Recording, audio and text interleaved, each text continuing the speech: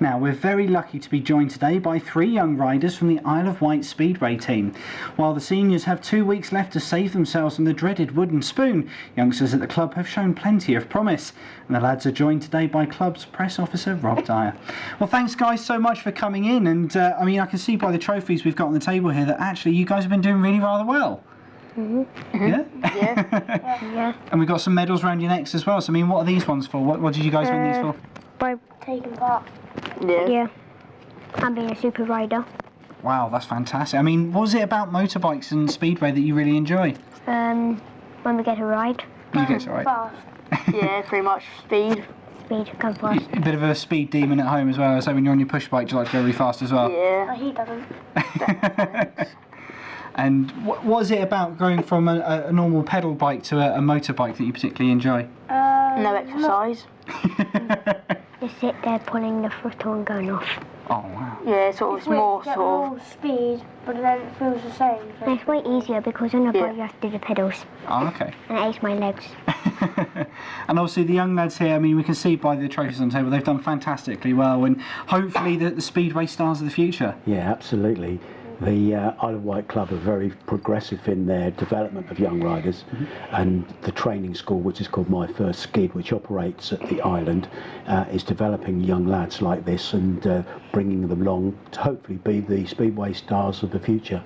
Fantastic, and I suppose as well teaching the sort of the teamwork and the camaraderie that their teammates in the adult squad have as well. Oh, absolutely, because part of the training school is the fact that the lads get safety tuition, they get mechanical tuition, and they get expert tuition from people who've ridden themselves, who can pass on their knowledge and improve these lads week by week, which we've seen. Excellent. And have you fallen off yet? I have. I have. Did it hurt? I broke my arm. Yeah. So it did hurt then? Yeah. Fall off. Yeah. But I suppose part of the training then is so that you can learn to fall off safely, be able to get up, get on your bike and carry on going? Yeah. Yeah. And I suppose again that's all part of the training that they get as well, is just to be safe with the sport. Obviously it's a fast sport, but it can be a safe and a fun one as well. Absolutely, because young Jack, for example, is in his first year of riding. He only started in April, and he rides the Pee-wee bikes, which are the very small motorcycles, but gets a great thrill out of riding it, don't you, Jack? Yep. And as we were saying as well, obviously they're part of a much bigger team than themselves. Obviously they've got the adult team, which haven't had the best of seasons, but there are still 2 matches to go. Yes, indeed, there's 2 very crucial matches to go. One is this Saturday at Stoke, because the Warriors are in a 3-way situation with Stoke and the team from Buxton to avoid getting the wooden spoon, and a crucial fixture this weekend at Stoke. If the Warriors can manage to win that meeting, they will sidestep the wooden spoon. Fantastic. And I suppose actually it's great for these young guys to see as well that part of learning how to win is also part of learning how to lose, I suppose. It is, and unfortunately on the island this year we've had our fair few of downs as well as the ups, but it is a very competitive sport. The island side were dealt a bit of a hard blow at the start of the season when the authorities made them change the proposed lineup that they had, and as a result of that they've really been on the back foot all the way through. But over the last month or so,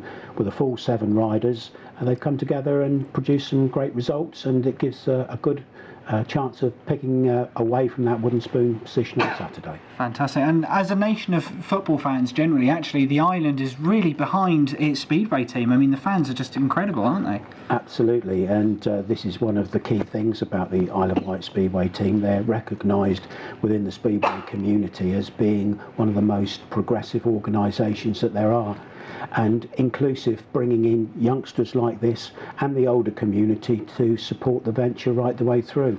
2017's been a great season for the Warriors, perhaps not so much on track, but off track things have gone from strength to strength. That's it. And it's obvious from you guys here that you have a lot of fun doing the sport, yeah? Yeah. And if there were other young people like these guys here that wanted to get involved, how do they go about doing that?